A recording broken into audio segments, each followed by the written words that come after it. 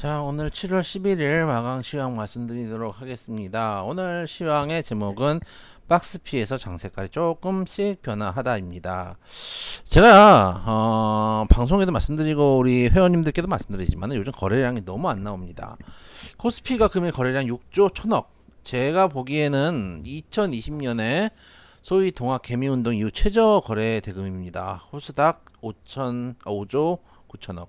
코스닥하고 코스피가 이 정도까지 붙을까라고 싶을 정도로 코스피 거래대가 좀 많이 줄어있는 상태고, 그만큼 이제 거래대가 왜 줄었냐? 그만큼 투심들이 안 좋은 거죠. 물려있는 분들은 그냥 꾸역꾸역 삼성전자, 하이닉스 그래도 언제까지 갈 거야라고 생각하면서 교체 매매가 없는 거고, 기존에 이제 계셨던 분들 중에 상당 부분들은 지금 퇴출당하신 분들이 많으실 겁니다.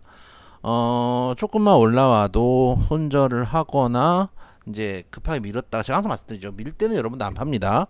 밀었다가 올라왔을 때 마이너스 500이었다가 마이너스 400이 됐을 때 마이너스 다시 500이 될 것 같은 두려움 때문에 다시 손절이 나가는 경우들도 많고, 또 시장에서 맨날 뉴스나 전문가들 방송에서 앞으로 시장 경기 침체 우려가 어쩌고 하니까 더더욱 심리적으로 압박받을 수밖에 없는 측면들이 있습니다. 그리고 제가 뭐 항상 말씀드리지만 투자 자금 여유 자금으로 하시라고 말씀드리지만 현실 그렇게 안 되죠. 급한 자금들 넣으신 분들 많으실 겁니다. 아파트 중도금, 전세금 돌려줘야 될 것들, 이런 것들 쓰신 분들이 많으실 겁니다. 기한이 정해져 있는 자금들 천천히 빠져나가고 있을 겁니다. 그런 측면들 때문에 기존 계셨던 분들 많이들 지금 털려 나가시는 것 같습니다. 저희 문자 오는 거 보면은 확인할 수가 있죠. 요즘 이제 시장에 방향성이 없다 이런 뉴스들 많이 나옵니다. 저는 상승과 하락만이 방향성이 아니라고 생각합니다. 박스권도 방향성이고, 제가 자주 말씀드렸지만 우리나라 시장 박스피 장세가 6년을 해왔던 시장입니다. 제가 거래했을 때 통상 평장이라고 하면 대부분 박스피장이었습니다. 그 나름대로 먹고 매매할 수 있는 것들이 있다고 생각을 합니다. 방향이라는 게 꼭 상승 하락만 방향이 아니다라는 측면에서 지금은 조금씩 색깔이 변하고 있다. 중요한 거는 하단이 안 깨지는 겁니다. 제가 말씀드린 하단 2200에서 2250까지죠. 이 자리만 지켜주면 놀만한 구간도 있습니다. 증권사에서 그 지수 예측하는 것들 나오잖아요. 2050에서 2350, 2450. 난 증권사 예측이 그 가이던스 어떻게 만드는지는 알거든요. 그 모역 수지나 영업이익 이런 것들 실적들을 추정해가지고 이제 가이던스를 잡는데, 2050에서 2450이면은 안 하겠다는 거 아닌가요? 별 의미가 없는 것 같아. 그런 거 보면은 월급도 들어같아. 내가 봤을 때는 정확하게. 왜냐면 그러면 전략이 안 나옵니다. 그러니까 2050에서 2450, 2350 이렇게 잡아버리니까 방향성이 없는 거예요. 예를 들어서 저처럼 2200에서 2250 짧게 잡으면은 이 라인이 깨지기 전까지는 일단은 하단을 잡아주는 형태, 그리고 위에 상방도 잡죠. 위 상방은 이렇게 한 2500에서 2550 많으면은 2700 이 정도까지 잡고 있는데, 그러면은 상단 하단이 어느 정도 나와 있으면 그 다음에 흐름이 잡히는데, 이 전체를 하나의 밴드로 봐버리니까 방향성이 없다고 얘기를 하는 겁니다. 근데 박스피도 박스권도 방향성이다라고 저는 생각을 합니다. 이 안에서 놀 수 있는 종목도 가지고 놀 거고, 최근에 공격적인 포트로 조금씩 종목을 변화시키고 있는데 역시 그런 측면도 있다라는 말씀을 드리고 싶습니다. 금주 이벤트들 많습니다. 오전 시황 때도 말씀드렸지만은 빠르게 움직일 때 오히려 정중동이죠. 빠르다고 해서 그걸 따라가다 보면 끝도 없습니다. 그렇게 말씀을 좀 드리고 싶고, 이번 주 뭐 미국 소비자 물가지수, 생산자 물가지수, 바이든 중동 방문에 우리나라 시장 옵션 만기 있는데, 제일 큰 이벤트는 바이든이죠. 왜냐면은 소비자 물가지표 같은 경우는 한번 시장 컨센에 훨씬 미달하는 거를 겪어봤고, 그때 시장이 어떻게 움직이는지 시장에서 한번 겪어봤습니다. 크게 하락했다가도 반등을 하는 걸 봤기 때문에 하락했다가 반등하는 걸 봤다는 얘기는 하락했을 때 저가 매수자가 들어올 수 있는 근거가 되기도 합니다. 그렇기 때문에 그것들보다 가장 큰 이벤트는 바이든의 중동 방문입니다. 최근에 겪어본 적이 없었고 바이든과 지금 중동이 좀 사이가 안 좋죠.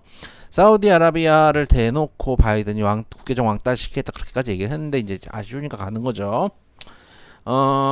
제 생각은 물론 여기서 협의가 뭔가 안 돼버리면은 정말 큰 문제가 발생할 수 있습니다. 기대감들이 있기 때문입니다. 지금 우리 장세도 어느 정도 그래도 하단이 좀 잡히는 것들, 미국도 마찬가지 조금 하단을 형성하고 있는 것들은 인플레이션 압박이 줄어들 거라는 기대감입니다. 오전에 말씀드렸죠. 인플레이션 압박이 줄어들면은 금리를 인하시킬 수 있는 동력이 나옵니다. 인플레이션이 증가하면 금리를 인상시켜야 되겠죠. 시중에 있는 유동자금을 빨아들여야지 통화 가치가 올라가고 그만큼 인플레이션이 떨어지기 때문입니다. 인플레이션이라는 게 통화 가치가 떨어지는 겁니다. 여러분들 쉽게 생각하면은 통화 가치가 떨어지기 때문에 예를 들어서 복잡하게 생각하실 필요가 없는 게 옛날에 1,000원 가지고 살 거를 2,000원 가지고 삽니다. 통화 가치가 떨어진 겁니까? 올라간 겁니까? 한 장 들게 두 장 들면 통화 가치가 떨어진 거죠. 근데 1,000원짜리가 2,000원 됐으니까 인플레이션이 된 겁니다. 간단하게 생각하시면 돼요. 그렇기 때문에 양립할 수 없는 두 개의 문제 중에서 선호를 고를 때 인플레이션을 먼저 잡기로 했다. 지금 일본에서 이번에 뭐 아베 총리 문제도 있었지만은 일본에 지금 국민들이 그럼 우리가 그런 말 많이 하죠. 일본은 나라는 부강한데 국민이 가난하다 이런 얘기 하잖아요. 지금 엔저로 기조인데 엔저 기조면은 환율은 올라갈 거 아닙니까? 환율하고 통화 가치하고 반대라고 말씀드렸습니다. 환율이 올라가면 어떻게 되죠? 수출하기가 편하기 때문에 통화를 기축 통화엔 달러로 결제하기 때문에 예를 들어서 우리나라 기준으로 볼게요. 환율 1,000원일 때하고 2,000원일 때하고 극단적으로 있습니다.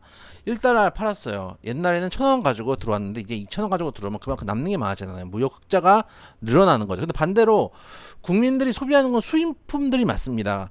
수출에서 이득을 보는 만큼 수입에서는 손실을 볼 수밖에 없어요. 그럼 국민들이 경제가 어려워질 수밖에 없는 거죠. 예를 들어서 옛날에 우리가 1달러짜리 물건 해외에서 수입해서 들어왔을 때 1달러짜리 물건에서 미지됐는 우리나라 다 국내 뭐 오리온에서 농심에서 사 먹지 않습니까? 오리온 농심에서 사는 거 다 수입해서 밀가루 수입하고 기름도 수입하고 소금도 수입하고 수입해서 오는 거 아닙니까?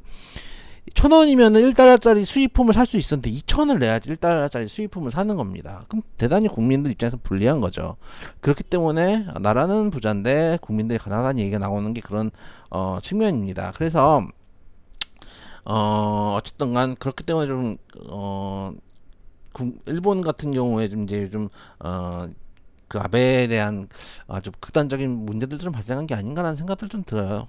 그래서 우리나라 같은 경우 일단 통화 수합 얘기도 좀 나오고 있는데 중요한 거는 제가 말씀드렸다시피 환율이나 지금 어쨌든 하방을 조금만 잡아준다면은 충분히 올라갈 수 있는 자리다. 박스권 형태를 띄우면서 개별주 장세를 놓을 수 있는 장이다라는 말씀을 좀 드리고 싶고 그런 측면에서 조금 더 포트를 공격적으로 해 나갈 거고 테마가 있는 쪽에 뛰어들 겁니다. 테마가 있는 쪽에 뛰어들어야 가는 테마들 잡고 더 빠르게 수익을 낼 수 있다. 그렇게 대처를 할 예정이다 말씀드리도록 하겠습니다.